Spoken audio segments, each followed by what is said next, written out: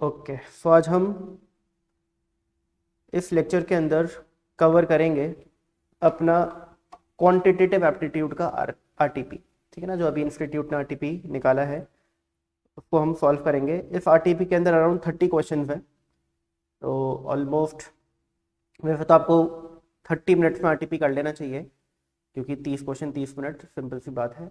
एक क्वेश्चन का 1 मिनट है, बट क्योंकि मैं आप लोगों को समझाऊंगा चीज़ें, तो हो सकता है कि इसमें थोड़ा टाइम 1 घंटा भी लग जाए। ठीक है ना, 1 घंटा भी लग जाए, 1 घंटे से ज़्यादा भी लग सकता है। इट डिपेंड्स क्वेश्चन का लेवल क्या है। अब देखिए, जो फर्स्ट क्वेश्चन है आरटीपी का वो ये है, the salary of A B C, the salary of A B C are in the ratio 2:3:5. If the increment of 15%, 10% and 20% are done in the respective salaries, then the new salaries are. अगर आपको याद हो तो ये मेरी book का ही question है। हमारी बुक में रेशियो प्रोपोर्शन में ये question as it is same question है। अगर आपको ऑप्शंस याद हैं, रटे हुए हैं, तो आपको पता होगा इसका आंसर क्या है। बट बाय चांस भूल चुके ऑप्शंस, रटे हुए नहीं हैं, तो मैं एक बार आपको दोबारा सिखा देता हूँ। हम लोगों ने लेट किया था कि let the salaries of A B C, let the salaries of A B C be 200, 300, 500 respectively, क्योंकि रेशियो क्या बन गया, 2, 3, 5 का बन गया। हमने लेट कर लिया कि इतनी इनकी सैलरी है। फिर हमने देखा कि इनका इंक्रीमेंट हुआ है, ए का हुआ है 15% का, तो 15% ऑफ 200 30 रुपीज होता है। फिर बी का इंक्रीमेंट हुआ है 10% का, 300 का 10% 30 रुपीज होता है। ठीक है ना, और सी का इंक्रीमेंट हुआ है 20% का, 500 का 20% 100 होता है। तो जो ए की सैलरी है वो 230 हो गई, बी की सैलरी 330 हो गई, और सी की सैलरी 600 हो गई आफ्टर द इंक्रीमेंट। और क्वेश्चन हमसे ये पूछ रहा है कि आफ्टर इंक्रीमेंट इनकी सैलरीज का न्यू रेशियो क्या होगा। तो रेशियो क्या हो गया, डिवाइडिंग दीज 3 टर्म्स बाय 10, तो 23:33:60 आंसर आ गया ए ऑप्शन। ठीक है, अगला अगला क्वेश्चन आपका लॉग का है।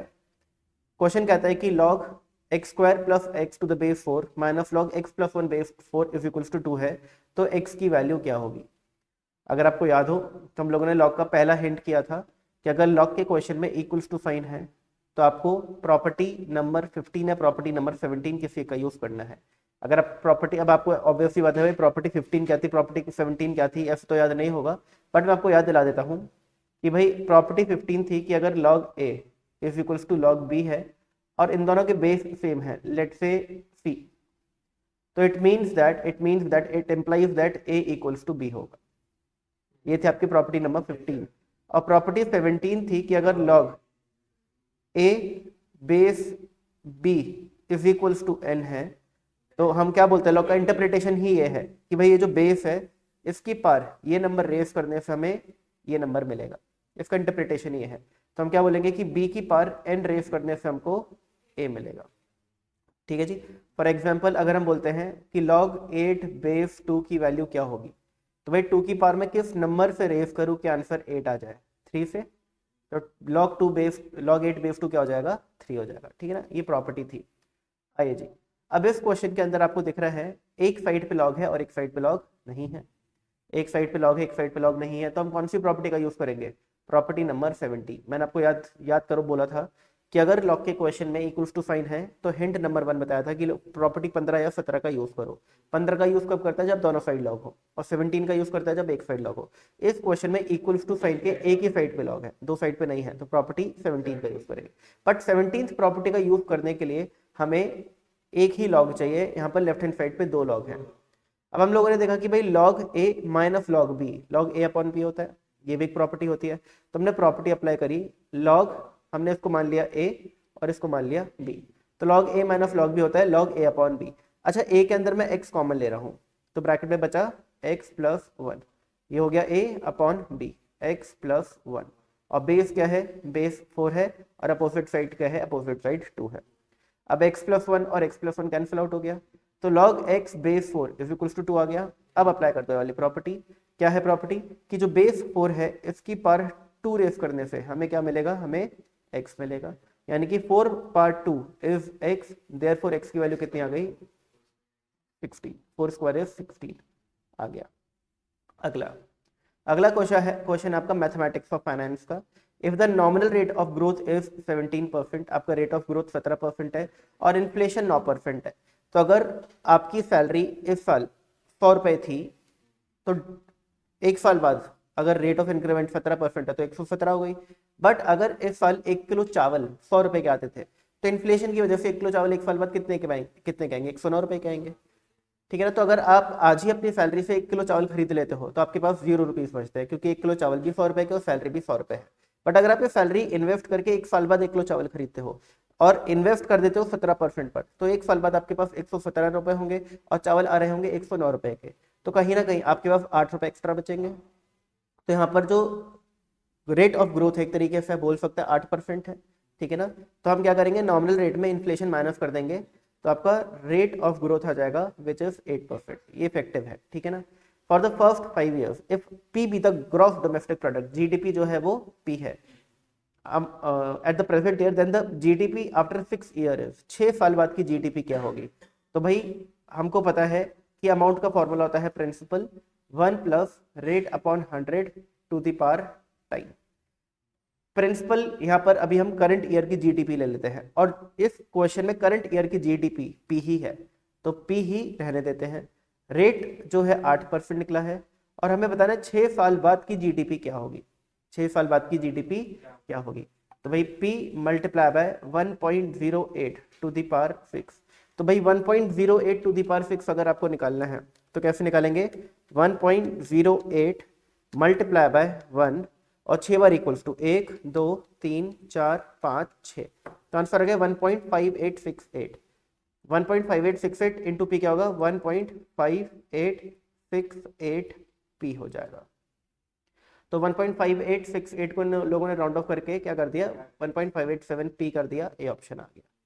Super easy question. आओ जी अगले क्वेश्चन पे आ जाते हैं। अगला क्वेश्चन है what will be the population after 3 years। आपको 3 साल बाद की पॉपुलेशन पता करनी है। व्हेन प्रेजेंट पॉपुलेशन इज 25,000 रुपए, 25,000 रुपए कह रहा हूँ, 25,000 पॉपुलेशन रुपए में नहीं हो सकती। And the population increases at the rate of 3% in first year, 4% in second year and 5% in third year. बहुत ईजी क्वेश्चन है। आपको पता है कि अमाउंट का फॉर्मूला होता है principal 1 plus R upon 100 to the power time. But इस क्वेश्चन में एक रेट नहीं है, 3 रेट है। तो 3 रेट है तो R1 to the power T1, 1 plus R2 upon 100 to the power T2, 1 plus R3 upon 100 to the power T3। अब आपको पता है कि प्रिंसिपल तो एक तरीके से हम पॉपुलेशन को हम मान लेते हैं कि इस क्वेश्चन में 25,000 पॉपुलेशन ही 25,000 रुपए इन्वेस्ट किए हैं। पहले साल का रेट ऑफ इंटरेस्ट 3% है, दूसरे साल का 4% है, पांचवें साल का तीसरे साल का 5% है। हम जानना चाहते हैं कि 3 साल बाद हमारे कितने रुपए हो जाएंगे। ठीक है ना। तो वही जो आंसर आएगा उतनी ही पॉपुलेशन भी हो जाएगी, क्योंकि पॉपुलेशन भी वैसे ही बढ़ रही है। ठीक है ना। अब करते हैं वैल्यूज पुट करते हैं। R1 है आपका 3%, तो 1 प्लस 3 अपॉन 100 1.03 होता है। टाइम 1 कितने टाइम के लिए 3% रेट है? 1 साल के लिए। फिर 1 प्लस 4 अपॉन 100, R2 कितना है? 4 है, तो 1.04 कितने सालों के लिए? 4% रेट है, 1 साल के लिए। T2 भी 1 हो जाएगा। फिर 1.05 टू द पावर 1 इसी तरीके से आ गया। अब आपको कैलकुलेटर पे क्या करना है? 25,000 multiply by 1.03 multiply by 1.04 multiply by 1.05। तो आपका आंसर आ जाएगा 28119। 28119 ऑप्शन आ गया। Super easy question. Fifth, the future value of annuity of ₹1500। आपकी एन्युटी 1500 रुपए की है, यानी आपका फी कैश फ्लो पर पीरियड हो गया 1500, made annually for 5 years at the interest of 10% compounded annually, और आपको गिवन है 1.1 टू द पावर 5 की वैल्यू। आपको फ्यूचर वैल्यू ऑफ एन्युटी निकालनी है। आपने 5 साल तक 1500 रुपए डिपॉजिट करे हैं, तो आपने टोटल डिपॉजिट कितना कर दिया? 7500 रुपए। तो इसकी जो फ्यूचर वैल्यू ऑफ एन्युटी है, यानी इस पे इंटरेस्ट एडअप करने के बाद, इंटरेस्ट एडअप करने के बाद कितना बनेगा? 7500 से ज्यादा ही बनेगा। देखो हर एक ऑप्शन 7500 से ज्यादा ही है, इसलिए ठीक है ना। ये नॉर्मल, इसका कोई काम नहीं है वैसे इस एनालिसिस का, बट ऐसे ही मैंने समझा दिया आप लोगों को। अब सुनेगा, future value of annuity regular का फॉर्मूला क्या होता है?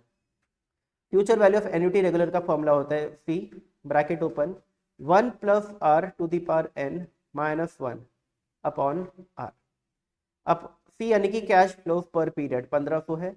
1 प्लस आर रेट कितना है? 10%, तो 1 प्लस 10 अपॉन 100 यानी कि 1.10 to the power n। n कितना है? 5 years। कितनी इंस्टॉलमेंट्स आप पे करोगे? 1500 की 5 साल तक करो, 5 बार पे करोगे तो n होता है number of payments, minus 1 upon R. R है 10% यानी 10/100 यानी कि 0.10। अब हम क्या करेंगे, कैलकुलेटर पे 1.1 इंटू 1 किया, पहले 1.1 इंटू 1 और 5 बार इक्वल्स टू प्रेस किया, तो मेरा ये आंसर आ जाएगा 1 2 3 4 5। फिर क्या इसमें -1, फिर क्या डिवाइड बाय 0.1, डिवाइड बाय 0.1, फिर पूरा ब्रैकेट का आंसर आ गया मेरी स्क्रीन पे 6.1051 इक्वल्स टू प्रेस करने के बाद, और अब मल्टीप्लाई बाय 1500, तो आंसर आ गया 9157.65 दी आंसर। Very good. आइए सिक्स्थ क्वेश्चन करते हैं। Find the effective annual rate of interest corresponding to nominal rate of 8% per annum compounded payable half yearly. आपको इफेक्टिव रेट ऑफ इंटरेस्ट निकालना है। हमको पता है इफेक्टिव रेट का फॉर्मूला होता है 1 + R/100 into m to the power m -1। तो भाई 1 प्लस रेट है 8%/100, m होता है एक साल में कितनी बार कंपाउंडिंग हो रही है, क्योंकि कंपाउंडिंग हाफ ईयरली हो रही है तो साल में 2 बार होगी, 6 महीने में, साल में 2 बार, तो into 2 number of times compounding if done in a year is m। अगर कंपाउंडिंग क्वार्टरली होता, पेबल क्वार्टरली लिखा होता तो m की वैल्यू 4 हो जाती, पेबल मंथली लिखा होता है m की वैल्यू 12 हो जाती, ठीक है ना। तो 8/2 4 होता है और 4/100 0.04 होता है, तो ये कितना आ जाएगा 1.04 इंटू 1 कितनी पार है, दो बार इक्वल्स टू प्रेस करो, 2 बार इक्वल्स टू प्रेस किया, -1 कर दो, लो जी आपका आंसर आ गया 0.0816। परसेंटेज में हो जाएगा 8.16, परसेंटेज में लिखने के लिए आप इंटू 100 कर दो, तो 8.16 आपका डी ऑप्शन आ गया। Super easy question, super easy. Seventh, a sum if the sum of terms of an AP is 2n square, the fifth term is, बोल रहे कि AP है, ठीक है ना, इसकी पांचवी टर्म बताओ क्या होगी। The sum of terms of AP S N आपको गिवन है 2n स्क्वायर है, तो बेटा S1 का मतलब क्या है, पहला टर्म, तो n की जगह 1 डाल दो, 1 का स्क्वायर 1, 1 इंटू 2 इज 2, तो पहली टर्म आ गई 2। S2 का क्या मतलब है, पहली दो टर्म्स का सम, पहली दो टर्म्स का सम, तो n की जगह 2 डाल दो, तो 2 का स्क्वायर 4, 4 2 सा 8। अब अगर पहली दो टर्म्स का सम 8 है तो दूसरी टर्म 6 रही होगी, क्योंकि 2 + 6 ही तो 8 होता है, ठीक है ना। इसी तरीके से S3 क्या होगा, पहले तीन टर्म्स का सम 18। अब अगर ये 18 है, अगर ये 18 है और ये 18 क्या है, पहली तीन टर्म्स का सम है, और पहली दो टर्म्स क्या है, 2 6 8, तो ये कितना होगा 10 होगा। और आप देख भी सकते हो कि कॉमन डिफरेंस कितना है, 4 4 का है, तो अगली टर्म क्या होगी 14 और उसकी अगली टर्म क्या होगी 18। अब ये बोल रहे हैं कि फिफ्थ टर्म क्या होगी 18, आ गया, इजी, ठीक है ना, वेरी इजी। अगला, the number of words that can be formed out of the letter of the word article so that vowels occupy even places. Permutation combination का क्वेश्चन है, ऑड इवन वाला। मैंने आपको कुछ स्टेप्स बताए थे। पहला स्टेप होता है ऑड इवन वाले क्वेश्चंस के अंदर कि वॉवल्स को और कॉन्सोनेंट्स को आप अलग अलग कर लो, ठीक है ना, अलग अलग कर लो। तो ARTICLE आपने वॉवल्स और कॉन्सोनेंट्स को अलग अलग कर लिया। ऑड इवन वाले क्वेश्चन में बेटा, ऑड इवन वाले क्वेश्चन में अब हमें जितने लेटर्स हैं उतने डैश बनाने हैं। ARTICLE कितने अल्फाबेट से, 7, 1 2 3 4 5 6 7। अब यहाँ पर odd position, even position, odd position, even position, odd position, even position और odd position. Vowels occupy even places, vowels को इवन प्लेसेस ऑक्यूपाई करवाने हैं। वॉवल्स हैं कितने, 3, इवन प्लेसेस कितनी है 3, 3 वॉवल्स 3 इवन प्लेसेस। तो बताओ 3 इवन प्लेसेस 3 वॉवल्स के लिए कितने तरीके से सिलेक्ट की जा सकती है, एक तरीके से, यानी एक ही तरीका है कि आप ये वाली और ये वाली प्लेस सेलेक्ट करो, यहीं पे वॉवल आ सकते हैं, कहीं और आ ही नहीं सकते, ठीक है ना। ये तो हो गया, हम 3 में से 3 प्लेसेस कितने तरीके से सेलेक्ट कर सकते हैं। अब अगला स्टेप, अगला क्या करना है कि भाई 3 जगह पे 3 वॉवल्स कितने तरीके से लिखे जा सकते हैं, 3 फैक्टोरियल, यानी कि अरेंजिंग 3 वॉवल्स इन 3 सेलेक्टेड स्पेसेस, 3 फैक्टोरियल। और फिर आखिरी बच गई कितनी जगह, 4, और कॉन्सोनेंट्स भी कितने हैं 4, तो 4 जगह पे 4 कॉन्सोनेंट्स कितने तरीके से आ सकते हैं, 4 फैक्टोरियल। इन तीनों का मल्टीप्लिकेशन आपका आंसर होगा 1 इंटू 6 इंटू 24, कितना आ जाएगा 24 इंटू 6 144 होता है, ठीक है ना। तो 144 आपका आंसर आ गया, खत्म। आपको मैंने जब PNC कराया था तो उसके अंदर दूसरी क्लास में मैंने आपको ट्रायंगल वर्ड के साथ 8 एक्सपेरिमेंट्स करवाए थे, ठीक है ना। और वो 8 एक्सपेरिमेंट में बोला था अच्छे से कर लो, ये 8 एक्सपेरिमेंट अगर आपने कर लिए तो पीएनसी के ज्यादातर क्वेश्चन आप आराम से कर पाओगे, क्योंकि जनरली उन्हीं में से क्वेश्चन आते हैं एग्जाम के अंदर। उसके अलावा भी बहुत कुछ हम लोगों ने पढ़ा है, बट वो ज्यादा इंपॉर्टेंट है। बाकी सब भी पढ़ना है, बट उस पर ज्यादा फोकस करना है। और ये केस उसी में से केस है, ऑड इवन वाला, ठीक ना। आइए जी, 8 क्वेश्चन हो गए। अच्छा, इसका आंसर 144 बी ऑप्शन आ गया। हाँ, आइए जी, नाइन्थ नाइन्थ क्वेश्चन है, if Z, let Z be the universal set of two set. तो जेड तो आपका जो है वो यूनिवर्सल सेट है, तो ये हो गया आपका यूनिवर्सल सेट जेड, ठीक है ना, of two set A and B. अब number of element in set A 300 है, ये सेट ए है, और number of element in set B 400 है, और number of element in set A and B 200 है। तो अगर ये सेट ए है, ये सेट बी है, तो set A and set B में जो कॉमन एलिमेंट्स हैं वो 200 हैं। सेट ए में कितने एलिमेंट हैं? 300। अगर ए सर्कल में 300 है और ए सर्कल में 200 ऑलरेडी आ गया है, तो यहाँ पर कितना आएगा? और 100। और सेट बी में अगर 400, सेट बी में 200 ऑलरेडी आ गया है, देखो बी वाले सर्कल में 200 ऑलरेडी आ गया, तो कितने बचे? 200, ठीक है ना। तो अब आगे बोलता है, then number of element in A dash intersection B dash is equals to. अच्छा, ये बोल रहे हैं कि ओके ओके, अब आप सुनिएगा De Morgan law. De Morgan law क्या है? ये थोड़ी लैंग्वेज में मिसप्रिंट है, देन लिख दी यहाँ पर, एंड लिखा होना चाहिए। And number of element in A dash intersection B dash is equals to 400 provided and Z is, और बताना है कि टोटल एलिमेंट्स कितने हैं, यानी इस डब्बे के अंदर टोटल एलिमेंट कितने हैं। अगर हम लोगों से ये पूछता number of element in A union B, तो हम आंसर देते 100 प्लस 200 प्लस 200 500। बट इसने हमसे number of element in A union B पूछा नहीं है, इसने हमसे पूछा कुछ और है। अब अगर डी मॉर्गन लॉ हम लगाए तो हमको पता है कि ए यूनियन बी डैश का फॉर्मूला ये होता है, याद है? अगर हम डैश, अगर हम ब्रैकेट खोलते हैं तो एन के ऊपर डैश आता है, बी के ऊपर डैश आता है, ए डैश बी डैश आ गया, और जब यूनियन के ऊपर डैश आता है तो इंटरसेक्शन हो जाता है। याद है? ये फॉर्मूला हमने डिस्कस किया था। अब ये आपको गिवन है 400। अब question is A union B, मतलब कि ये सर्कल्स वाला एरिया, तो इसका डैश क्या हो जाएगा? इसका डैश क्या हो जाएगा? ए यूनियन बी डैश क्या हो जाएगा? सर्कल्स के बाहर वाला एरिया, यानी यहाँ पर कितने एलिमेंट हैं? 400। क्लियर है? अब देखो यहाँ पर 400 एलिमेंट है और सर्कल्स के अंदर 500 एलिमेंट है, तो टोटल एलिमेंट 900 हो गए, बस वही आंसर हो जाएगा। ये एलिमेंट कितने हैं? 400, और इस सर्कल्स में कितने हैं? 500। तो टोटल एलिमेंट इस बॉक्स के अंदर, जेड के अंदर, जेड मतलब कि ये टोटल बॉक्स, बॉक्स के अंदर येलो वाला पार्ट भी है, सर्कल्स वाला पार्ट भी है, कितना हो गया? Number of element in Z is 900। आ गया आंसर। अगला, in a group of student 80 can speak Hindi, 60 can speak English and 40 can speak Hindi and English both, then the number of student। ये तो बहुत ही इजी क्वेश्चन है, बहुत ही ज्यादा easy question है, ठीक है ना। कितने हिंदी वाले हैं, इंग्लिश वाले हैं? तो 80 can speak Hindi, 60 can speak English and 40 can speak Hindi and English both, तो यहाँ पे तो आ गए 40। अब हिंदी वाले 80 हैं, बट हिंदी वाले सर्कल में 40 ऑलरेडी आ गया, तो 40 बचा हुआ आएगा यहाँ पर, और इंग्लिश वाले सर्कल में 60 40 ऑलरेडी आ गया, तो 20 आ गया यहाँ पर। अब नंबर ऑफ स्टूडेंट कितने होगा? टोटल स्टूडेंट कितने होगा? 40 प्लस 40 प्लस 20 100 होगा। हम ये मान के चलते हैं कि ऐसा कोई बच्चा है ही नहीं जो ना हिंदी बोल पाता ना इंग्लिश बोल पाता, यानी ये जो आउटर एरिया है, यानी सैंपल स्पेस के अंडर बट सर्कल्स के बाहर वाला जो एरिया है, यहाँ पर कोई एग्जिस्ट नहीं करता, क्योंकि क्वेश्चन साइलेंट है तो हम कुछ मान तो सकते नहीं, तो असम्पशन नहीं होगा यहाँ पे कोई नहीं है।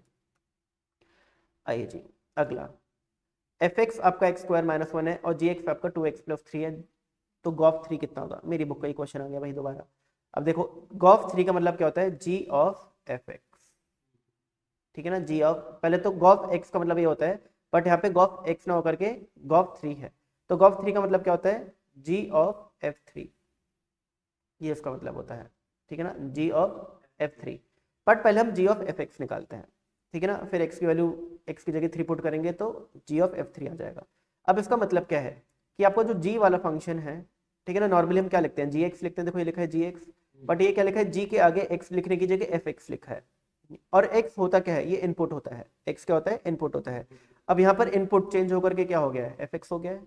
जी वाले फंक्शन में इनपुट एक्स की जगह क्या हो गया है? एफ एक्स हो गया है। वही आपको करना है जी वाले फंक्शन में, यानी कि इस फंक्शन में इनपुट जो एक्स है, इस एक्स को रिप्लेस करना है आपको एफ एक्स से। तो भाई 2 आ गया एज इट इज, प्लस 3 भी आ गया as it is, but X जो था एक्स, अब x ना लिख करके हम क्या लिखेंगे, x की जगह देखो, x की जगह क्या लिखा है, fx लिखा है, fx लिखेंगे और fx क्या है, x स्क्वायर माइनस 1 है। तो ये आपका g of fx, go of x आ गया। तो ब्रैकेट खोल देते हैं, 2x स्क्वायर माइनस 2 प्लस 3, तो 2x स्क्वायर माइनस 2 प्लस 3 ये। अब ये आपका गॉफ x है, तो गॉफ 3 कितना होगा, तो आपको इसमें क्या करना है, x की जगह 3 डाल देना है, ठीक है ना। तो आपका g ऑफ fx तो ये था। अब अगेन देखो ये इनपुट होता है, तो आपका अभी इनपुट x था, देखो इनपुट अभी आपका यहाँ पर x था, बट आपको इनपुट 3 कर देना है, तो बेटा इसमें 3 डाल दो, तो क्या हो जाएगा 2, 3 का स्क्वायर प्लस 1, 3 का स्क्वायर 9, 9 2 18, 18 प्लस 1 19, 19 आ गया आपका डी ऑप्शन, सुपर इजी। अब ये जो क्वेश्चन है ये है थोड़ा सा तगड़ा, देखने में तो तगड़ा ही लग रहा है, सॉल्व करने में तगड़ा नहीं है, सॉल्व करने में आसान है, ठीक है ना। अभी देखो इसको कैसे करना है, ध्यान से सुनना। अच्छा क्वेश्चन है, मस्त क्वेश्चन है। 2 पार 3x को क्या मैं 8 पार x लिख सकता हूँ, क्योंकि देखो बेटा 2 पार 3 कितना होता है 8, ठीक है ना, 2 पार 3 कितना होता है 8, तो 2 पार 3 8 और फिर x को पार में ही रहने दो, क्या दिक्कत है। बेसिकली 2 पार 3x को आप ऐसे भी लिख सकते हो, और 2 पार 3 होता है 8, तो इसको आप ऐसे भी लिख सकते हो, सिंपल। इसी तरीके से 3 पार 2 होता है 9, तो इसको आप 9 पार x लिख सकते हो, और ऐसे ही 5 पार x 5 पार x ही रहेगा। अब क्योंकि बेस पावर सेम है, बीच में मल्टीप्लाई का साइन है, तो पार को कॉमन ले सकते हैं, ठीक है ना। तो हम लिखेंगे 8 into 9 into 5 whole to the power x, तो ये कितना हो जाएगा बच्चे, ये हो जाएगा 360, 72 इंटू 5 360 होता है, 360 टू दी पावर x। अब देखो कितना इजी क्वेश्चन हो गया। आपको पता है a to the power x का इंटीग्रेशन क्या होता है, a to the power x upon log a, तो a to the power x का इंटीग्रेशन क्या हो जाएगा, a to the power x upon log a कितना है 360 है प्लस c, आ गया आंसर भाई। अब देखो 360 पावर x किससे निकला, इससे निकला, इसी को तो सॉल्व करके आया, तो क्या मैं इसकी जगह वापस ये लिख सकता हूँ, बिल्कुल लिख सकते हैं। तो मैंने क्या किया, 360 पावर x को लिखा, ये भी लिखने की जरूरत नहीं है भाई, ये भी लिखने की जरूरत नहीं है, ये लिखो, सीधा ये लिखो, क्योंकि इसी को सॉल्व करके ये आया, इसी को सॉल्व करके आया, और इसी को सॉल्व करके ये आया, तो हम इसको वापस से ओरिजिनल फॉर्म में लिख रहे हैं, तो हो जाएगा 2 power 3x multiply by 3 power 2x multiply by 5 power x, तो 360 पावर x को तो मैंने ऐसे लिख दिया, upon log of 360, log of 360 plus c, कौन सा ऑप्शन है, बी ऑप्शन। ठीक, क्वेश्चन देखने में तगड़ा था, बट उसको हमने बहुत ही ईजी कर दिया, और एक ही प्रॉपर्टी से सॉल्व हो गया, ठीक है ना। और ईजी करने के लिए हमने इंडेक्सेस का भरपूर यूज किया, ये इंडेक्सेस का ही कॉन्सेप्ट है जो हमने इसको सिंप्लीफाई किया है। आओ जी अगले क्वेश्चन पे आ जाते हैं। अब अगला क्वेश्चन बोलता है marginal cost and marginal revenue of a company are this and this respectively, fixed cost is 0, find the total profit. बताओ जी, आपको प्रॉफिट फंक्शन निकालना है, और आपको पता है प्रॉफिट फंक्शन क्या होता है, प्रॉफिट कैसे निकलता है, revenue minus cost, R X minus C X, revenue function minus cost function. अब रेवेन्यू फंक्शन कैसे निकलता है, आर एक्स कैसे निकलता है, ये निकलता है इंटीग्रेट करके मार्जिनल रेवेन्यू को। अगर आप आर डैश एक्स यानी मार्जिनल रेवेन्यू को इंटीग्रेट करोगे तो आपको क्या मिल जाएगा, टोटल रेवेन्यू फंक्शन। आपको पता है टोटल रेवेन्यू को डिफरेंशिएट करके मार्जिनल रेवेन्यू मिलता है, और मार्जिनल रेवेन्यू को इंटीग्रेट करके वापस टोटल रेवेन्यू मिल जाएगा, क्योंकि डिफरेंशिएशन इंटीग्रेशन एक दूसरे के अपोजिट्स होते हैं, ठीक है ना। तो हमें बेसिकली इंटीग्रेट करना है 30 को, तो इंटीग्रेशन ऑफ 30 क्या होगा, 30x, क्लियर हो गया, इजी है, गुड। और इसके अलावा इसी तरीके से कॉस्ट फंक्शन कैसे निकलेगा, इंटीग्रेशन ऑफ मार्जिनल कॉस्ट, अगर कॉस्ट फंक्शन को डिफरेंशिएट करके मार्जिनल कॉस्ट आता है, तो मार्जिनल कॉस्ट को इंटीग्रेट करके कॉस्ट आ जाएगा, तो integration of 8 plus 6x, 8x plus 6x का इंटीग्रेशन होगा 6x square by 2, 6x square by 2, तो ये कितना हो जाएगा 3x स्क्वायर हो जाएगा। अब क्योंकि फिक्स्ड कॉस्ट बेटा 0 है, क्वेश्चन ने बोल ही रखा है, तो फिक्स्ड कॉस्ट आपका वो कांस्टेंट होता है, तो कांस्टेंट 0 हो गया यहाँ पर, तो आपको प्लस सी लिखने की जरूरत नहीं है, ठीक है ना। बट यहाँ पर आप जरूर प्लस सी लिख सकते हो, क्योंकि फिक्स्ड कॉस्ट 0 है, बट रेवेन्यू फंक्शन में इसका कोई ऐसा इम्पैक्ट नहीं आता, कॉस्ट फंक्शन में आता है, कॉस्ट फंक्शन में जो कांस्टेंट होता है वो आपकी फिक्स्ड कॉस्ट ही होती है। बट अगर मुझे पता है, अगर मेरा रेवेन्यू फंक्शन बेटा 30x प्लस सी है, मुझे पता है कि अगर मैं 0 यूनिट्स बेचूंगा तो मेरा रेवेन्यू कितना होगा, 0। अगर मैं कुछ बेचूंगा ही नहीं तो मेरा रेवेन्यू कितना होगा, 0। तो अगर आप आर एक्स में एक्स 0 डाल देते हो तो आपका आंसर क्या आना चाहिए, 0 आना चाहिए। तो फी की वैल्यू क्या आ जाएगी, 0। ठीक है ना, फी की वैल्यू क्या आ जाएगी, 0। अब फी 0 आ ही रहा है तो लिखो ही मत भाई, हटा दो यहाँ से फी को, खत्म करो। अब आपको बताना है प्रॉफिट फंक्शन क्या होता है, revenue function minus cost function. तो 30x में माइनस कर दो 8x प्लस 3x²। तो आपका पी एक्स यानी प्रॉफिट फंक्शन होता है रेवेन्यू फंक्शन, जो कि 30x से माइनस 8x प्लस 3x² यानी कि कॉस्ट फंक्शन।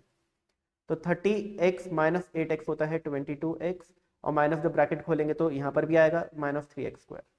कौन सा ऑप्शन आ गया, बी आ गया। सुपर इजी क्वेश्चन, ठीक है, सुपर इजी। आई जी, मैंने तो बहुत टाइम लगा दिया इसको सॉल्व करने में, क्योंकि मैं एक एक चीज़ समझाई। बट अगर आपको ये चैप्टर अच्छे से आता है तो इसको करने में हार्डली 30 सेकंड्स लगेंगे। मतलब इन शॉर्ट आप इसको देख कर ही कर लोगे। आपको दिख रहा है कि 30x होगा, ये 8x प्लस 3x² होगा। तो जब 30x में 8x जाएगा तो 22x बचेगा, और क्योंकि माइनस होगा तो 3x² एज इट इज हो जाएगा। तो देखो 22x माइनस 3x² आ जाएगा। मतलब ये चीज़ आप विद इन 30 सेकंड सिर्फ एनालाइज करके बिना कुछ लिखे भी कर सकते हो। इतना ईजी क्वेश्चन है। आइए जी, अगला क्वेश्चन, इसको रब कर रहा हूँ मैं, 14th। ये बोलता है कि भाई एक इनइक्वालिटी ये है, एक इनइक्वालिटी ये है, एक्स की वैल्यू फाइंड करो जो इन दोनों को सेटिस्फाई करती हो, जो इन दोनों को सेटिस्फाई करती हो। तो पहले इनइक्वालिटी सॉल्व करते हैं। 2x को 3x के पास ले जाते हैं, 2 को 5 के पास लेके आते हैं। तो 5 2 5 के पास जाएगा -2 होगा, तो 5 - 2 is 3 is greater than 2x 3x के पास जाएगा, 3x - 2x होता है x। यानी पहले इनइक्वालिटी से आपका ये निकलेगा कि x की वैल्यू 3 से बड़ी है। दूसरी को सॉल्व करते हैं। अगेन 2x को 4x के पास ले जाते हैं, -5 को -3 के पास ले जाते हैं। तो -5 जब -3 के पास जाएगा तो +5 हो जाएगा, 5 - 3 हो जाएगा 2 if less than equals to. जब 2x 4x के पास जाएगा तो 4x - 2x 2x। अब डिवाइडिंग बोथ साइड बाय 2 कर दोगे तो 1 if less than equals to x आ जाएगा। इन शॉर्ट x की वैल्यू 1 या 1 से बड़ी है। अब बताओ ऐसा कौन सा ऑप्शन है जो 1 से बड़ा है बट 3 से, 1 या 1 से बड़ा है बट 3 से छोटा है।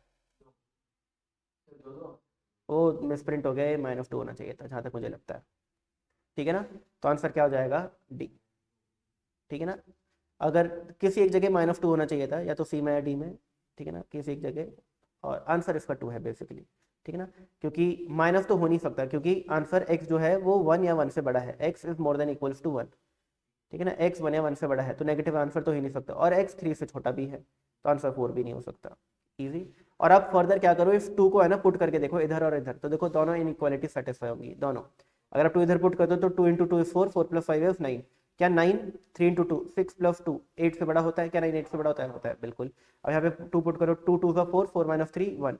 क्या 1, अब यहाँ पे भी पुट करो 8 - 5 3। तो क्या 1 3 या 3 से छोटा होता है, बिल्कुल होता है। ऑप्शन से भी कर सकते हो बिल्कुल।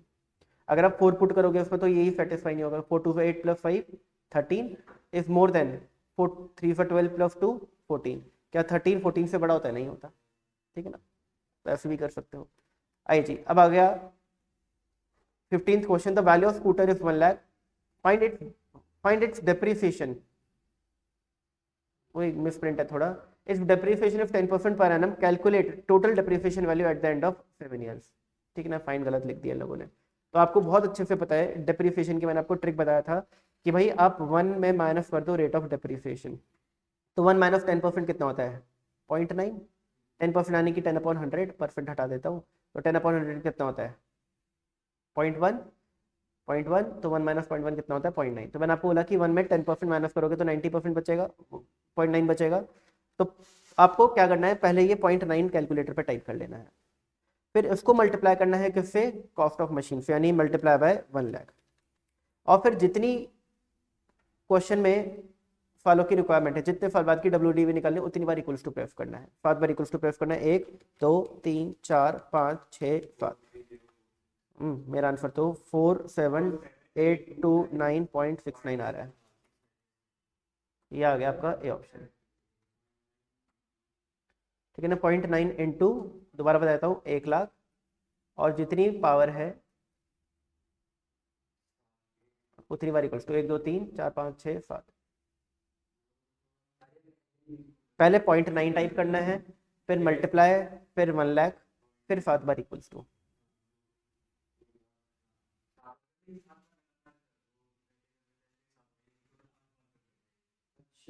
अच्छा ठीक है, हाँ 7 बार करना है, ठीक है। चलो आपको सिंपली यही करना है जो यहाँ पे लिखा है, एग्जैक्टली यही बटन आपको कैलकुलेटर पर प्रेस करना है, इससे ना एक ज़्यादा ना एक कम। 0.9 मल्टीप्लाई बाय 1,00,000 7 बार इक्वल्स टू, ना एक ज़्यादा ना एक कम। ये ट्रिक मैंने आपको क्लासेस में बताई है वैसे। आइए जी, find out the wrong number. 2 10 मेरे ख्याल से ये होगा, क्योंकि आप अगर आप 10 को इग्नोर कर दो, 18 इंटू 3 54, 54 इंटू 3 162, 162 इंटू 3 486, और 486 इंटू 3 1458 होता है, ये मुझे पता है। अब 2 इंटू 3 यहाँ पर अगर 6 होता तो 6 इंटू 3 18, देखो कॉन्टिन्यूएशन बन जाता, यानी हर एक नंबर मल्टीप्लाई बाय 3 करके आ रहा है, यानी 10 रॉन्ग वन आउट हो गया, ऑड वन आउट हो गया, 10 की जगह 6 होना चाहिए था। तो देखो इंटू 3 इंटू 3 इंटू 3 करके आपकी पूरी सीक्वेंस बन जाएगी। आइए जी ये वाला करते हैं। दिल्ली इफ कैपिटल का कोड है 5759, कैपिटल ऑफ ब्यूटीफुल का 369, कैपिटल दिल्ली इफ ब्यूटीफुल का 615, and Patna is also capital का 924। What is the code for beautiful? तो आपको सिंपल काम करना है, ढूंढना है ब्यूटीफुल है का। दिल्ली इस कैपिटल में ब्यूटीफुल नहीं है, कैपिटल आर ब्यूटीफुल में ब्यूटीफुल है, और दिल्ली इज ब्यूटीफुल में भी ब्यूटीफुल है। अब इन दो स्टेटमेंट में ब्यूटीफुल के अलावा कोई और वर्ड कॉमन है क्या? नहीं, कैपिटल आर है यहाँ पर और इफ कोडेड है, तो इनके कोड्स में क्या कॉमन है? इधर भी 6 आ रहा है, इधर भी 6 आ रहा है, तो ब्यूटीफुल का कोड हो जाएगा 6। ठीक है ना, इस टाइप का क्वेश्चन मेरी बुक में भी है, आपको याद होगा, लीव और ग्रीन वाला याद है। तो इजी क्वेश्चन है, आपको सिर्फ कंपैरिजन करके देखना है कि भाई कैपिटल आर ब्यूटीफुल में ब्यूटीफुल आ रहा है, दिल्ली ब्यूटीफुल में ब्यूटीफुल आ रहा है, और इन दो स्टेटमेंट में से ब्यूटीफुल ही कॉमन है। कैपिटल आर इधर है बट इधर नहीं है, इफ, और दूसरा का है दिल्ली इफ यहाँ पर है पर इफ स्टेटमेंट में नहीं। तो आपको देखना है कि इनके कोड्स में क्या कॉमन है, जो कॉमन है वो ब्यूटीफुल को रिप्रेजेंट करेगा। 6 ही कॉमन है, बाकी 75 इधर है, इधर नहीं है, 39 इधर है, उधर नहीं है। चलो तो इसका आंसर हो जाएगा 6। आगे बढ़ते हैं भाई आगे। Pointing towards photograph, Vinod said, photograph को देखते वक्त विनोद ने कुछ बोला, she is the daughter of my wife mother's only daughter, how is Vinod related to the girl in the photograph? ये तो बहुत इजी क्वेश्चन है। देखो एक काम करते हैं, बहुत इजी तरीके से मैं आपको समझाने की कोशिश करता हूँ। Pointing to a photograph Vinod said, देखो जो भी बात बोली है विनोद ने बोली है। शी इज द डॉटर, एक फोटोग्राफ में कोई तो लड़की है और ये बोल रहा है शी इज द डॉटर, किसकी डॉटर है? ऑफ माय, यानी विनोद की, माय मतलब कि विनोद की वाइफ की मम्मी की लौती डॉटर की, daughter of my wife mother's only daughter. सुनो, अगर ये विनोद है, ठीक है ना, तो daughter of my wife mother, अगर ये विनोद है तो विनोद की पहले वाइफ बना देते हैं, अगर ये विनोद है तो विनोद की वाइफ है, ठीक है ना। माय वाइफ यानी इसकी वाइफ मदर्स ओनली डॉटर, इसकी मदर की इकलौती डॉटर है, नहीं खुद ही हो गई, और इसकी डॉटर है ये, इसकी डॉटर है ये, तो ये फोटोग्राफ वाली लेडी को हम नीचे बना देते हैं, यहाँ पे बना देते हैं, वो फोटोग्राफ वाली लेडी हो गई, ठीक है ना। अब how is Vinod related to the girl in the photograph? तो गर्ल इन द फोटोग्राफ ये है, और आपको बताना है विनोद इसका क्या लगेगा? फादर लगेगा, सिंपल, ठीक है। मतलब अगर आप इसको ध्यान से देखो शांत दिमाग से तो ऐसे ही समझ आ जाएगा, ठीक है ना। अगर आप यहाँ से देखोगे ना, विनोद बोल रहा है my wife mother only daughter, सिर्फ इस बात पे फोकस करो। विनोद बोल रहा है माय वाइफ, मेरी पत्नी की मदर की लौती बेटी, यानी मेरी पत्नी, और उसकी डॉटर है वो लड़की जो फोटो में है, तो मेरी पत्नी की डॉटर यानी मेरी डॉटर, सिंपल। तो डॉटर के लिए मैं कौन हूँ? फादर। क्वेश्चन ये नहीं पूछा कि विनोद उसको क्या बोलेगा, क्वेश्चन बोले वो डॉटर विनोद को क्या बोलेगी। तो इसमें मैंने आपको बताया था कि जब भी रिलेटेड टू लिखा होता है क्वेश्चन में, हमेशा रिलेटेड टू लिखा होता है जनरली, तो रिलेटेड टू के बाद जो है वो आप बन जाओ इस क्वेश्चन में। तो रिलेटेड टू के बाद क्या लिखा है? गर्ल इन द फोटोग्राफ, तो आप गर्ल इन द फोटोग्राफ बन जाओ, और रिलेटेड टू से पहले जो लिखा है ये आपको बताना आपके लिए कौन है। रिलेटेड टू से पहले ये लिखा है, ये उस पर्सन की बात की गई है, ये आपके लिए कौन है, आंसर आ जाएगा। आइए जी, ये तो इजी सा लग रहा है, है ही डायरेक्शन टेस्ट, है ही इसी चैप्टर, इजी लगेगा भी easy. Sanjay started from his house towards west, आओ जी वेस्ट गया, ये रेड वाला वेस्ट है। After walking a distance of 15 kilometre, 15 kilometre का डिस्टेंस मान लेते हैं यहाँ तक है, ठीक है ना। He turn to the right and walk 10 kilometre, फिर ये 10 किलोमीटर गया, मान लेते 10 है ये, ठीक है ना। Again he turn to the right and walk 5 kilometre, फिर वो राइट मुड़ा और 5 किलोमीटर वॉक किया। मान लेते हैं 5 है, मान लेते हैं 5 है, ठीक है ना। अभी किस डायरेक्शन को देख रहा है बच्चों, ईस्ट को देख रहा है, फिलहाल को ईस्ट को देख रहा है। He again turn to the right and walk 5 kilometre, यहाँ तक हो गया क्वेश्चन, ठीक है। अब after this he turns clockwise direction, clockwise means right, clockwise means right घूमेगा। तो अगर एक बंदा ईस्ट में देख रहा है तो उसका राइट हैंड इधर होगा, लेफ्ट हैंड इधर होगा। अब अगर इसको हम बोल रहे हैं कि राइट घूम 135 डिग्री, तो पहले तो हम क्या करते हैं 135 में 90 डिग्री घूमते हैं, 90 डिग्री घूमते हैं, 90 डिग्री घूमते हैं, तो कितने डिग्री बचेगा, 45 डिग्री। अगर वो 90 डिग्री घूमता है तो कहाँ देखेगा बताओ, साउथ में, क्योंकि देखो 90 डिग्री का एंगल है और एक क्लॉकवाइज एंगल है। 90 डिग्री क्लॉकवाइज देखेगा तो साउथ में, और 45 डिग्री और अगर वो घूमता है क्लॉकवाइज ही डायरेक्शन में, तो टोटल एंगल कितने डिग्री का हो गया, 135 डिग्री का हो गया, 90 प्लस 45। और अभी किस डायरेक्शन में देख रहा है, ये देख रहा है साउथ वेस्ट, ना साउथ में देख रहा है ना वेस्ट में देख रहा है, साउथ वेस्ट में देख रहा है। तो क्वेश्चन भी वही पूछ रहा है, and covered 10 kilometre in which direction should he be going, should he is going, अजीब लैंग्वेज लिखी है। तो यहाँ पर देखो अगर ये अब 10 किलोमीटर यहाँ से घूमने के बाद और चलता है इस डायरेक्शन में, तो किस डायरेक्शन में जा रहा है, साउथ वेस्ट डायरेक्शन में जा रहा है, सिंपल, खत्म question. If in a code mind becomes KGLB, argue becomes YPEFC, then what will DIAGRM will be in that code। एक काम करते हैं, हमको पता है इस क्वेश्चन को, मेरी बुक में ऐसे बहुत सारे क्वेश्चन है, अगर आपको याद हो।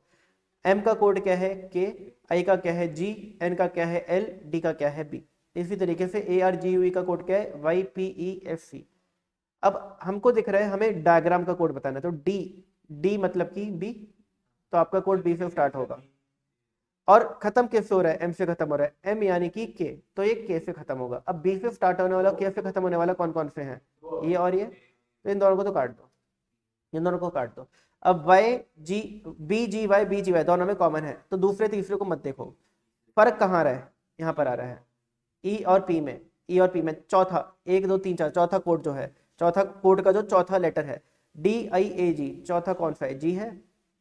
डायग्राम में चौथा अल्फाबेट जी है, जी का कोड क्या होगा बताओ, जी का कोड क्या होगा, ई।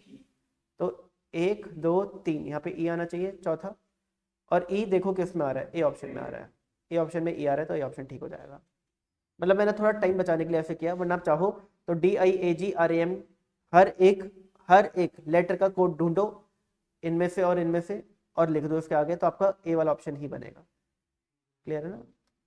IAG। अब स्टैंडर्ड डिविएशन इफ इंडिपेंडेंट, अब बताओ measure of dispersion independent of change of origin होता है, चेंज ऑफ स्केल होता है, इंडिपेंडेंट, डिपेंडेंट नहीं पूछ रहा, इंडिपेंडेंट चेंज ऑफ ओरिजिन होता है, ठीक है ना।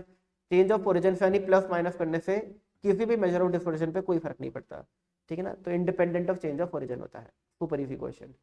अगला, द कोएफिशिएंट ऑफ कोरिलेशन यानी R between two variable X and Y is simple dash of two regression coefficient. बताओ जी, रिग्रेशन कोएफिशिएंट BXY और BYX को जब मल्टीप्लाई किया जाता है तो R² आता है, याद है, दोनों को मल्टीप्लाई करने से R² होता है। तो R क्या आएगा बताओ, R क्या आएगा, इनका स्क्वायर रूट। अब आपके पास 2 नंबर है, लेट से 2 है और 4 है, तो बताओ उसका ज्योमेट्रिक मीन कैसे निकालोगे, 2 × 4 टू द पावर 1/2। तो आपको प्रॉपर्टी भी याद होगी, मैंने आपको बताया भी था कि कोरिलेशन कोएफिशिएंट रिग्रेशन कोएफिशिएंट का ज्योमेट्रिक मीन होता है, याद है ना, ठीक है ना। क्योंकि इन BX पे BYX को ज्योमेट्रिक मीन निकालोगे तो ऐसे निकालोगे, यही होगा ज्योमेट्रिक मीन, और ये क्या है, R के बराबर है, तो ऑप्शन हो जाएगा सी, ठीक है। मैंने बहुत इंपॉर्टेंट क्वेश्चन अपने करवाया था, जब बताया था कि बहुत ही इंपॉर्टेंट है, एग्जाम में आने के बहुत हाई चांसेस हैं। Two regression line coincide one, मैंने आपको बताया था कि 2 रिग्रेशन लाइन कोइंसाइड करती हैं जब R की वैल्यू +1 या -1 हो, और 2 रिग्रेशन लाइन परपेंडिकुलर होती हैं अगर R की वैल्यू 0 हो, R की वैल्यू 0 हो, ठीक है ना। परपेंडिकुलर होंगी जब R की वैल्यू 0 होगी, कोइंसाइड करेंगी जब R की वैल्यू +1 या -1 होगी, बुक में मैंने आपको बताया था, वही ये क्वेश्चन है। For a normal distribution Q1 and Q3 और this and this respectively, then the median of the distribution is. आपको पता है बेटा नॉर्मल डिस्ट्रीब्यूशन में, जल्दी तो नॉर्मल डिस्ट्रीब्यूशन में मीन मीडियन मोड तीनों की वैल्यू क्या होती है, तीनों की वैल्यू क्या होती है, जल्दी बताओ। नॉर्मल डिस्ट्रीब्यूशन में मीन मीडियन मोड तीनों इक्वल होते हैं। अगर आपको याद हो नॉर्मल डिस्ट्रीब्यूशन कर्व ऐसा होता है, बेल शेप कर्व, और इसके सेंटर ऑफ द कर्व अगर एक नीचे लाइन ड्रॉ करते हैं तो यहाँ पर मीन मीडियन मोड तीनों लाई करते हैं, ये जो वैल्यू आती है ये मीन मीडियन मोड तीनों की वैल्यू होती है, ठीक है ना। अब अगर आपने इस इंफॉर्मेशन से मीन मीडियन या मोड कुछ भी निकाल लिया तो एक ही बात है, एक ही बात है। अब आप बताओ Q1 और Q3 का यूज करके मीडियन निकल सकता है? आपको पता होगा मीडियन का फॉर्मूला होता है Q1 plus Q3 upon 2, Q1 plus Q3 upon 2। अगर आपका मीडियन निकल गया और आपको मीडियन ही निकालना है, लो जी मीडियन ही निकालना है तो और आसान हो गया। अगर मोड भी निकालना होता तो बेटा तब भी यही आंसर होता, मीन भी निकालना होता तब भी यही आंसर होता, याद रखना इस बात को। 54.32 plus 76.68 is equals to divide by 2, 66.59 ये आ गया। याद रखना इस क्वेश्चन है तो मीडियन ही पूछ ले, और मीडियन का तो फॉर्मूला ही ये होता है Q1 plus Q3 upon 2। But अब मीडियन की जगह मोड या मीन भी पूछा होता तब भी सेम आंसर होता, क्योंकि नॉर्मल डिस्ट्रीब्यूशन में तीनों सेम होते हैं, ठीक है ना, तीनों सेम होते हैं।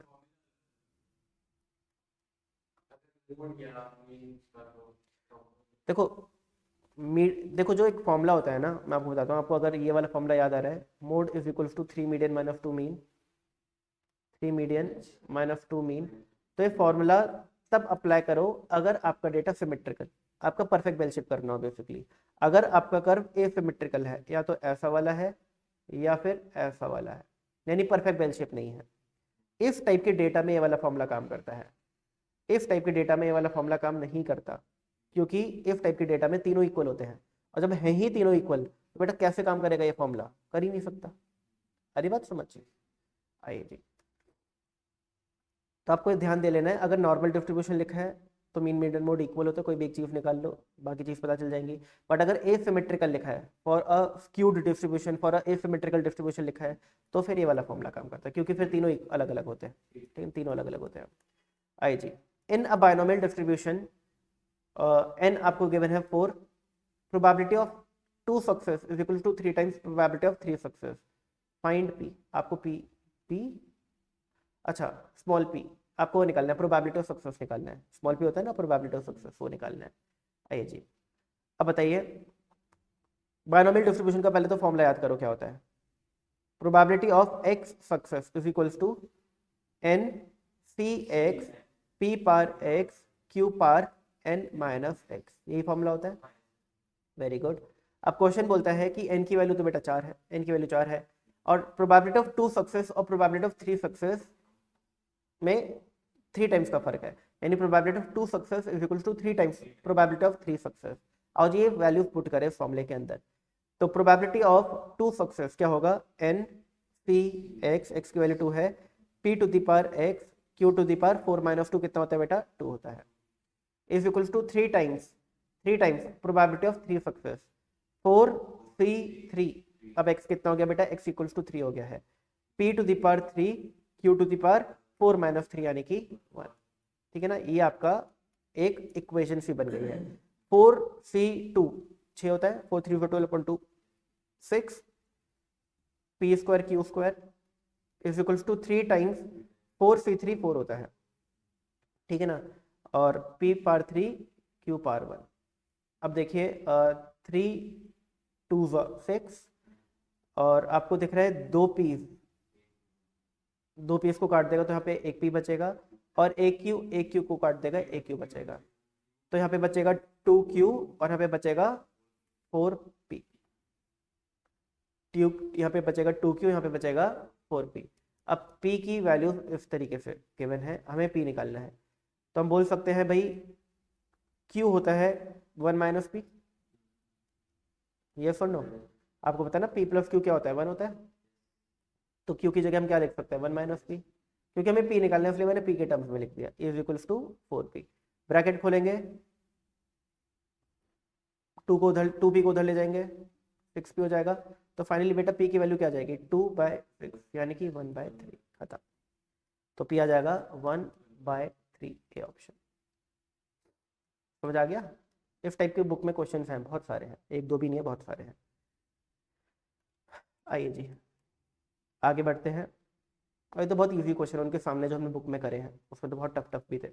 26, one card is drawn from a pack of 52 cards, very good, find the probability that it is king और क्वीन। बताओ जी बेटा, प्रोबेबिलिटी कि वो कार्ड किंग हो या फिर वो क्वीन हो। अब किंग आना क्वीन आना, ये दोनों इवेंट एक्सक्लूसिव है, तो कैसे निकल जाएगा, प्रोबेबिलिटी ऑफ के प्लस प्रोबेबिलिटी ऑफ क्यू, ठीक है ना। तो किंग आएगा, अगर आपने एक कार्ड निकाला है तो किंग आएगा, क्वीन आएगा, ऐसा तो हो नहीं सकता किंग क्वीन दोनों आ जाए एक ही कार्ड निकालने पर, एक ही निकाल रहे हो, तो एक्सक्लूसिव इवेंट है। बताओ किंग आने की प्रोबेबिलिटी क्या होती है और क्वीन आने की, तो 4/52 प्लस 4/52 यानी कि 8/52, 8/52। अब ये हो जाएगा 2/26, 4/26 फिर 2/13, तो 2/13 आपका आंसर आ जाएगा। ठीक है जी, ऑप्शन आ गया बी। आइए जी, circular test is satisfied by, देखो सर्कुलर टेस्ट कौन सेटिस्फाई करता है, दो लोग सेटिस्फाई करते हैं अगर आपको याद हो तो। एक simple average of geometric mean method, simple average of geometric mean method, simple average of price relative using GM, उसका पूरा नाम था, और एक weighted average with fixed weight, ये दो। तो ये दो जो हैं बताओ जी कहाँ लिखे हैं, सी में लिखे हैं। और एलपी और एफ तो बिल्कुल ही सेटिस्फाई नहीं करते, लेस्पर्स, पार्शियस और फिशर्स तो बिल्कुल ही सेटिस्फाई नहीं करते सर्कुलर टेस्ट को। तो simple geometric mean of price relative method ये सेटिस्फाई करता है, and weighted aggregative with fixed weight ये सेटिस्फाई करता है, ठीक है ना। अगर आप इंडेक्स नंबर चैप्टर के अंदर जो आखिरी पेज है उससे एक पेज पहले आ जाना, आखिरी पेज पे तो वो सब लिखा है कि ये जो जितने भी इंडेक्स होते हैं, कंज्यूमर प्राइस इंडेक्स वगैरह, इनके फॉर्मूले क्या हैं, उससे एक पेज पहले आ जाओगे तो आपका टेस्ट ऑफ एडिक्वेसी वाला पेज है पूरा, जिसमें पूरा टेस्ट ऑफ एडिक्वेसी गिवन है, उसका जो आखिरी टेस्ट है उसका note as it is same language लिखी है उसके अंदर, सेम लैंग्वेज, ठीक है ना। आइए जी, आखिरी टेस्ट जो है आपका सर्कुलर टेस्ट ही है, उसके अंदर सेम नोट के अंदर सेम लैंग्वेज लिखी है। Standard division of first and natural number is 2। बताओ standard division of first and natural number का फॉर्मूला क्या होता है, n² - 1/12, याद आ रहा है, तो मैंने बोला भी था बहुत इंपॉर्टेंट है, स्टैंडर्ड डिवीजन की सारी प्रॉपर्टीज सुपर इंपॉर्टेंट है, मैंने बोला भी था एग्जाम में बहुत बार आता है, देखो आरटीपी में भी आ गया है। अब standard division of first and natural number 2 given है, 2 गिवन है, आपको n निकालना है, तो लो जी n निकालना है, n² - 1/12, स्क्वायरिंग बोथ साइड करते हैं, तो 2 का स्क्वायर हो गया 4, और इसको स्क्वायर करने से रूट हट जाएगा, n² - 1/12, 48, 1 इधर आएगा 49, n² 49 है तो कितना आ गया 7। समझ आ गया, हमने क्लास में इसको समझने के लिए जो एग्जाम्पल किया था वो भी यही था, अगर आपको याद हो तो। आगे बढ़ते हैं 29, इन द इक्वेशन, ये एक इक्वेशन है 4x + 2y = 3, quartile division for y, quartile division for y is 3, y का क्वार्टल डिवीजन गिवन है जो नॉर्मली हमें निकालना होता है वो गिवन है, बताओ इस क्वेश्चन में, find the quartile division of x, और आपको x का क्वार्टल डिवीजन निकालना है। तो अब आपको ये नहीं पता, ये नहीं बताना कि भाई y कैसे बना है x का यूज करके, आपको अब ये बताना कि x कैसे बना है y का यूज करके, x कैसे बना है y का यूज करके, तो हम बोलेंगे 4x = 3 - 2y, यस और नो, 3 और 2y उधर चला गया 2y, और फिर क्या बोलेंगे x = 3/4 - 2/4y, यानी y वेरिएबल को -2/4 से मल्टीप्लाई किया और उसमें 3/4 ऐड किया तो आपका x वेरिएबल आया है, ठीक है ना। अब क्वार्टल डिवीजन ऑफ x कैसे आएगा बताओ, mod of b multiply by quartile division of y, ऐसे आएगा। मॉड ऑफ b क्या होगा, मॉड ऑफ -2/4 यानी कि 2/4 यानी कि 1/2 into quartile division of y कितना है, क्वार्टल डिवीजन ऑफ y 3 है, तो आंसर आ जाएगा 3/2 यानी कि 1. ठीक है ना। हमने जितने क्वेश्चन किए हैं उसमें हमें quartile division of x given होता था और हमें क्वार्टल डिवीजन ऑफ y निकालना होता था, बट ये क्वेश्चन उल्टा है, बट तरीका बिल्कुल सेम है, तरीका में कोई चेंज नहीं आता, ठीक है ना, तरीका सेम ही रहता है। आइए जी आखिरी क्वेश्चन और हमारा आरटीपी खत्म। Question number 30, for a normal distribution the first and the third quartile, the first and the third quartiles are given to be 37 and 49 respectively. The mode of the distribution is, देखो ये question वो है जो मैं आपको तब बताने की कोशिश कर रहा था, ये क्वेश्चन उसी से रिलेटेड क्वेश्चन है, आप इनका यूज करके बेटा मीडियन निकाल सकते हो, मीडियन, और मीडियन क्या होगा Q3 + Q1 या Q1 + Q3/2, 49 + 7 56 + 30 86, 86/2 43। अब मीडियन आपका अगर 43 है तो मीडियन अगर 43 है तो मोड और मीन भी 43 होगा, क्योंकि नॉर्मल डिस्ट्रीब्यूशन का क्वेश्चन है, बताया था। तो आपको क्या निकालना है इस क्वेश्चन में, मोड निकालना है, तो वो भी क्या होगा 43 ही होगा, आ गया आंसर, ठीक है। और इसी तरीके से हमारा आरटीपी जो है वो फिनिश होता है। आई होप समझ आ गई होंगी आपको सारी चीज़ें। हाँ, ये इसी टाइप के क्वेश्चन आते हैं एग्जाम में। देखो अभी तो देखो आरटीपी में 30 क्वेश्चन दिए हैं, एग्जाम में होंगे, तो इसके अंदर आपको कुछ क्वेश्चन डिफरेंस मैथमेटिक्स के दे दिए, कुछ एलआर के दे दिए, कुछ स्टैटिस्टिक्स के दे दिए, बट क्वेश्चन का लेवल यही होता है। अगर आप पास्ट ईयर देखोगे, क्वेश्चन पेपर्स देखोगे, यही लेवल होता है। 0.25 और each wrong answer negative marking होती है। तो आपको यही मैं हमेशा रिकमेंड करता हूँ, दोबारा बोलूँगा कि अगर एग्जाम में कोई क्वेश्चन नहीं आता, छोड़ना is a lot better option than उसको तुक्के में अटेम्प्ट करना। क्लियर है? चलो।